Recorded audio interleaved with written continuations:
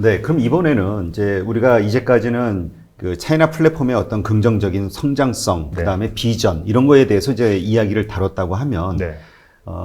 이제 좀 부정적인 네. 면에 대해서도 좀 생각을 해봐야 네. 될 것 같아요. 이제까지는 폭발적으로 성장했을 수 있었던 것은 사실 미국이 어쨌든 지금은 가장 큰 패권 국가로서 그 방해를 하지 않았기 네. 때문에 어느 정도 용인을 했기 때문에. 예, 네. 용인을 했기 때문에 이게 성장할 수 있었던 건데 네. 일단 미국에서 이제 본격적으로 모든 걸 제동을 걸고 있잖아요. 네네. 그러면 지금 이 중국 플랫폼 사업, 뭐 중국 플랫폼만이 아니라 여러 네. 그 부분의 경제 부분들이 네. 과연 성장이 네. 지속적으로 계속 될 수 있을까에 네. 대한 의문이 생기거든요. 네, 사실은 말씀하신 대로 지난 몇 년간 차이나 플랫폼이 굉장히 빠르게 성장하고 있는 배경으로는 미국이 그거를 용인했다. 아니면은 미국이 중국 플랫폼이 이 정도까지 성장할 줄은 몰랐다거나, 예를 들어 틱톡 같은 경우는 단순히 중국 내에서 쓰이는 플랫폼이 아니라 미국 젊은이들도 뭐 굉장히 많이 쓰는, 뭐 몇 천만 명이 쓰는 서비스로 이렇게 성장하다 보니까 거기에 대한 경계심이 발동한 거죠. 그렇다 보니까 이제 미국 정부뿐만 아니라 상원에서도 어떤 그런 프라이버시 문제라든지 어떤 정보의 어떤 그 유출 문제라든지 그걸 갖다 문제시 삼면서 굉장히 지금 제재를 강하게 가하고 있다는 점에서 사실 중국이 이제까지는 그 메이드 인 차이나라고 해서 제조품에 대해서 되게 강점이 있었는데 이제는 IT 서비스, 그러니까 플랫폼 비즈니스라고 하는 IT 서비스에서 이제 두각을 드러냈는데 이렇게 할 때는 사실은 진짜 글로벌한 어떤 서비스로 거듭나기 위해서는 어떤 서구의 법적 아니면 문화적인 어떤 그런 것도 지켜야 되고, 그다음에 개인정보라든지 어떤 투명성에 대한 어떤 기준들도 이제는 단순한 로컬 기업이 아니고 하기 때문에 그런 것들은 이제 맞춰줘야 된다는 굉장히 큰 숙제를 이렇게 얻은 것입니다. 그래서 그런 측면에서는 사실 중국 기업들도 분명히 이번 어떤 그 사태를 통해서 교훈을 배워야 되는 게 있고, 그런 점에서 사실 중국 기업들도 자기네들이 글로벌화하기 위해서는 그 자기네들이 진출하고자 하는 어떤 서구 국가들의 어떤 기준과 이 사람들의 눈높이에 맞는 어떤 그런 서비스와 어떤 투명성, 신뢰를 얻어야 된다는 점은 분명히 알았을 거라고 생각합니다. 그러니까 지금 뭐 위챗 같은 경우도 뭐 그 문제 때문에 네. 그 국가 간의 어떤 문제들 때문에 여러 나라들에서 제재를 받잖아요. 네네, 인도 맞습니다. 같은 경우도 뭐 네네, 그런 것 인도도 같고요. 그렇고, 미국도 그렇고. 예, 네. 미국도 그렇고. 네. 그러니까 과연 이 차이나 플랫폼이 세계화에 성공할 수 있을까에 네. 대한 가장 큰 의문이 들거든요. 네네. 그러니까 국내 기업으로 끝날 거 아니냐. 네네. 이런 이야기들 많이 하거든요. 네네. 근데 그 뭐 어떻게 보면 조금 회의적이거나 부정적으로 보시는 분 입장에서는 그런 미국과의 갈등이라든지 인도의 어떤 국경 문제에서 파생된 그런 여러 가지 제재 때문에 중국 플랫폼, 예를 들어 틱톡이라고 하면 틱톡의 어떤 지금까지의 어떤 성장세가 조금 둔화되거나 아니면 오히려 꺾이는 그런 게 아닌가라는 우려를 할 수 있고, 저도 충분히 그런 우려에 대해서는 공감을 하는데요. 근데 사실은 이 틱톡이라는 업체만 보면은 이 미국의 틱톡의 제재는 작년부터 시작됐거든요. 작년부터. 근데 예를 들어서 작년에 틱톡의 매출은 170억 달러, 그러니까 우리나라 돈으로 한 21조 원 되는데 이게 전년 동기 대비 한 2배 정도 성장한 거예요. 그러니까는 미국의 제재에도 불구하고 Z세대라고 이제 10대, 20대 이 젊은 세대들이 워낙 이 틱톡이란 것이 우리가 짧고 그리고 이렇게 세로로 볼 수 있고, 사실 10대들 중에 대부분은 이게 중국 플랫폼이란 걸 모르고 쓰고 있습니다. 미국의 경우. 예, 우리나라들도 이게 중국에서 만든 플랫폼인지 모르고 그냥 재밌으니까 그냥 여러 가지 재밌는 영상도 있고, 뭐 얼마 전에 뭐 지코가 뭐 아무 노래 뭐 챌린지 뭐 이런 것도 하면서 그냥 재밌으니까 그냥 뭐 국가에서 이걸 제재를 하고 뭘 하고 그냥 나는 그냥 재미로 쓴다는 것 때문에 사실 그런 제재나 여러 가지 사회적인 이슈에도 불구하고 이 서비스가 커지고 매출도 커졌는데, 사실은 이 틱톡이라는 예를 들어서 플랫폼을 예를 들면 여기가 타겟을 하고 있는 어떤 젊은 세대들이 과연 그런 어떤 정부나 국가 기관의 어떤 그런 제재들을 얼마나 수용해서 이 틱톡을 갖다가 멀리 할 것인지의 여부에 따라서 틱톡의 앞으로의 성장세가 결정될 것 같습니다. 그러니까 지금 제재를 가한다 해도 서비스가 중단되는 게 아니라 네네. 그냥 뭐 여러 가지 그 기업 차원에서의 어떤 제재를 가는 거군요. 서비스 차원이 아니라. 네네네. 그런 것도 있고, 뭐 여러 가지 그냥 경고를 주는 거죠. 계속. 위험하다, 뭐 개인정보가 유출된다, 뭐 이렇게 하면서 틱톡도 지금 본사를 뭐 서구권이나 뭐 이런 쪽으로 옮기고, 지금 틱톡 같은 경우는 CEO를 디즈니 출신의 케빈 메이어라고 그 사람을 아예 CEO로 앉혔습니다. 미국 서구 시장을 노리기 위해서 아예 CEO를 디즈니의 동영상을 총괄했던 그 케빈 메이어라는 분을 CEO로 이렇게 할 정도로 하여튼 그 중국 시장에 만족하지 않고 서구 시장으로 나가기 위해서 하여튼 굉장히 각고의 노력을 할 거고, 지금 뭐 의회나 이런 데서도 로비스트를 굉장히 많이 고용해가지고 입법에 대한 어떤 이런 것들도 하고 있다는 그런 얘기들이 들리는 걸 봐서는 하여튼 자기들도 이번 사태를 통해서 내가 서구 사회에 진출하기 위해서는 기존의 중국 플랫폼 업체들이 했던 것처럼 뭐 중국 정부에 대한 어떤 커넥션이라든지 정부 어떤 정보 투명성이나 이런 부분에 대해서 훨씬 더 엄격한 잣대를 자기에게 이게 적용해야 되겠다는 거는 분명히 깨달았을 거라고 생각합니다. 네. 그 틱톡 같은 경우 그 제재가 네. 그러니까 가해지면서도 뭐 2배 성장했다고 네네네. 얘기하셨는데, 그 성장의 질이 네. 중국에서 성장을 한 건가요? 아니면 미국이나 뭐 다른 글로벌에서 성장을 한 건가요? 글로벌에서 성장합니다. 그 틱톡이라는 게 사실은 조금 우리가 자세히 볼 필요가 있는데요.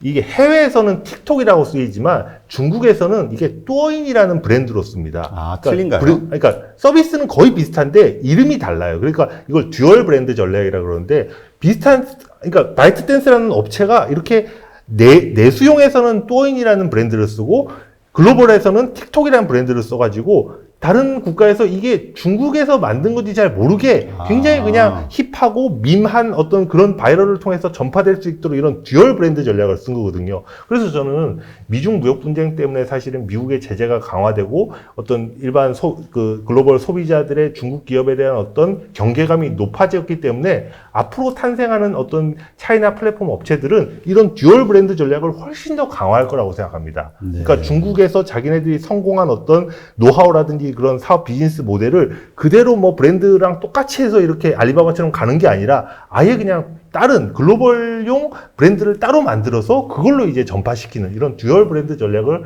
훨씬 더 강화할 거라고 생각합니다. 네. 그럼 이 바이트댄스 같은 틱톡을 운영하고 있는 회사가 이제 바이트댄스입니다. 네네. 모회사입니다. 네. 이 바이트댄스 같은 경우는 이건 뭐 알리바바 계열인가요? 텐센트 계열인가요? 완전 독자 계열입니다. 아예 독자. 예, 여기는 알리바바나 텐센트에서 투자를 하겠다고 했는데도 그걸 거절하고 이렇게 새롭게 만든. 그러니까 중국에서는 어떻게 보면 그 알리바바 텐센트를 정말 원조 1세대라고 보면 이건 완전 2세대. 그러니까 새로운 형태로 진화한, 그러니까 글로벌 시장에 처음부터 나갔고, 그 다음에 완전히 숏폼 비디오라고, 그러니까 짧은 비디오라는 새로운 시장을 개척했고, 그 다음에 단순히 내륙뿐만 아니라 전 세계 젊은 층의 어떤 젊은이들한테도 호응을 얻는 그런 형태의 2세대 플랫폼의 어떤 대표주자라고 보시면 될 것 같습니다. 네, 그렇군요. 우리가 그 중국의 그 어떤 온라인 쇼핑 네. 이런 것을 경험하면서 가장 놀라는 게 아까 말씀하셨던 거 QR코드를 통해서 못하는 게 없는. 네네. 예, 중국에 가서는 뭐 현금이 필요 없다 이런 네네. 얘기가 있으니까. 근데 이제 한 걸음 더 나아가서 중국에서는 지금 디지털 화폐를 네네. 지금 만들어서 지금 네. 서비스가 언제 시작이 되죠? 이미 시험 서비스는 지금 서비스 하고 시작됐나요? 있습니다. 하고 그리고 있나요? 개별 기업단에서도 굉장히 빠르게 적용을 하고 있습니다. 네. 그래서 이제 그 디지털 화폐 네. 이것을 통해서 네. 어떤 그 달러의 기축 패권 네네. 이것을 흔드는 거 아니냐라는, 그래서 미중 간의 어떤 그 패권 전쟁에서 네네. 무기화 되는 거 아니냐라는 이야기가 많이 있거든요. 네네. 요거에 대해서는 어떻게 생각하시나요? 그거는 제가 볼 때는 그럴 가능성도 거의 없을 뿐만 아니라 중국의 어떤 힘을 너무 과대평가하는 것 같습니다. 사실 화폐라는 거는 실물 경제의 반영이거든요. 근데 앞으로 상당 기간은 미국의 경제 패권이라든지 미국의 국력의 어떤 글로벌한 영향력이 훨씬 더 중국보다 우위에 있기 때문에 그 미국의 화폐인 달러의 어떤 기축 통화의 어떤 지위를 흔드는 그런 일들은 사실 벌어질 가능성이 굉장히 낮습니다. 사실은 중국에서 이렇게 블록체인을 통한 어떤 디지털 화폐를 이렇게 하는 이유가 지난 몇 년간 사실 위안화 국제화라고 해가지고 위안화를 전 세계에 이렇게 쓰는 이런 걸 갖다가 시도해 왔는데 이게 생각처럼 많이 잘 안 됐어요. 그래서 그렇죠. 이렇게 이거라도 이게 안 되니까 디지털 화폐를 통해서라도 우리가 한번 해보겠다. 특히 1대1로라고 이제 시진핑 주석이 추진하는 그 어떤 연관된 국가들을 중심으로 먼저 이렇게 해보겠다는, 어떻게 보면 좀 방어적인, 어떻게 보면 원래 위안화 국제화가 안 되니까 이걸 갖다가 좀 돌아가는 형태의 어떤 그런 그거지, 이게 뭐 당장 무슨 달러 기축통화를 흔들 정도의 그런 어떤 거는 사실은 없습니다. 다만 이제 중국 국내적으로는 사실 중국 정부가 밀고 있는 것이기 때문에 이 디지털 화폐로 이제 사용하는 어떤 기업들이나 산업들은 굉장히 빠르게 늘어날 것이라고 생각합니다. 네. 그러면 우리가 이제 이게 조금 넓게 봐서 이제 정말 달러의 기축 패권을 흔들 수 있는 영향력이 있냐 없냐는 결국 이게 다른 나라에서도 그죠, 얼만큼 네. 쓰게 되느냐에 네네. 따라 결정이 되는 네네. 거잖아요. 네. 그럼 일단 디지털 국내용으로 화폐가 네. 만들어져서 국내에서는 그게 쓴다 하지만 뭐 결제나 송금이나 뭐 네. 이런 관해서 이걸 쓰게 되거나 아니면 다른 나라들이 따라서 만들거나 그러면 네네. 결국은 이제 달러 패권이 약화되는 거잖아요. 네네. 네. 그럴 가능성이 좀 어느 정도 되나요? 이게 국내용인지 아니면 이게 국외용으로도 가능한 것인지. 그러니까 국내용으로 먼저 이걸 갖다가 한번 상용화를 제대로 시켜본 다음에 아까 말씀드린 대로 이걸 뭐 예를 들어서 미국이나 유럽에 쓰라고 하면 이걸 쓰겠습니까? 그렇게 쓰진 않고 지금 1대1로라고 해서 뭐 이렇게 중동이라든지 아니면 아프리카 국가라든지 이런 어떤 약간 개발도상국, 미국, 중국이 원조를 해줌으로써 어느 정도 영향력을 행사할 수 있는 그런 국가들에 대해서 이런 디지털 화폐를 쓰게 하는 거죠. 이런 측면에서는 사실 뭐 달러의 어떤 그런 영향력을 일정 부분은 좀 잠식해가는 효과가 있지만 뭐 메이저 경제권은 아니기 때문에 사실 그 영향력이 뭐 서구 사회나 글로벌 금융시장에 당장 무슨 어떤 큰 어떤 지각 변동을 일으킨다고 보기는 어렵지만 최소한 중국이라든지 중국이 영향을 미칠 수 있는 국가에서는 서서히 어떤 디지털 화폐의 어떤 영향력은 확대될 것이 거의 분명하다 이렇게 보는 게 맞을 것 같습니다. 그러면 중국이 디지털 화폐를 그렇게 끌어당겨서 뭐라 그러죠? 실제로 사용하려고 하는 그 의지는 네. 그 달러 패권과는 연관 없이 어떤 다른 또 이유가 있나요? 그 달러 패권과는 물론 연관이 있죠. 모든 것이 지금 달러로 계산되고 달러로 결제나 이런 게 이루어지다 보니까 중국 입장에서는 굉장히 어떻게 보면 위협감을 느끼죠. 미국이 예를 들어서 무역 제재를 넘어서 기술 제재라든지 아니면 그 달러 결제를 금지시키는 이런 조치를 취할 경우는 완전히 그냥 외통수에 걸리는 거기 때문에 어쨌거나 그런 어떤 자국 통화의 어떤 그런 결제의 어떤 그런 걸 갖다가 편의성을 높이거나 그 영향을 확대하는 쪽에서는 관심이 많은데 현실적으로 중국이 만약에 디지털 화폐를 그렇게 한다 하더라도 그게 달러 패권을 꽤 상당 기간 이 달러 패권을 흔들 만큼 그렇게 영향력은 커지지 않을 것이다라고 보는 게 현실적일 것 같습니다. 네.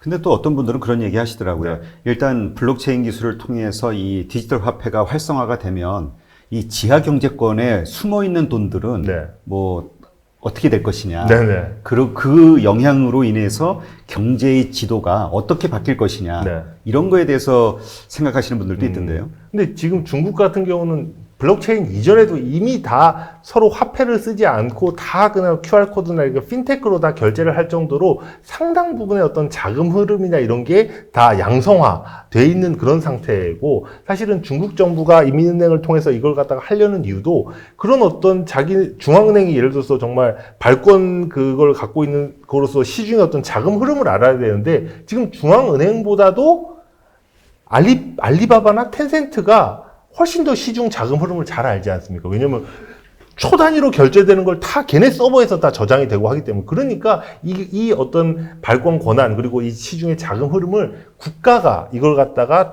장악하고 더 잘 파악하기 위해서 사실 그런 권한들을 디지털 화폐라는 형태로 완전히 좀 어떻게 보면 재편하기 위해서 이걸 갖다가 국내용으로는 추진하고 있는 것이라고 보면 될 것 같습니다. 그러면 이 디지털 화폐가 이제 뭐 인민은행을 통해서 이제 시범 서비스가 시작은 됐으니까 네네. 이제 실제로 적용되기도 이제 뭐 네네네. 멀지 않았겠죠. 네네. 그렇게 했을 때 이 플랫폼 기업을 비롯한 그 중국 기업들의 여러 가지 뭐 사업 행태 네네. 이거에 어떤 영향을 끼치는 게 있을까요? 뭐 변화가 되는 게 있을까요? 그러니까 일단 중국이 하는 그러니까 예전에는 그냥 알리페이나 이런 위챗페이 자체적으로 어떤 결제되고 했던 것들을 이제 중앙은행이나 이런 데로 한번 거쳐야 되겠죠. 한번 더 거쳐야 되고 여러 가지 비즈니스 모델적으로 조금 제약되는 그런 부분들이 없지 않아 있습니다.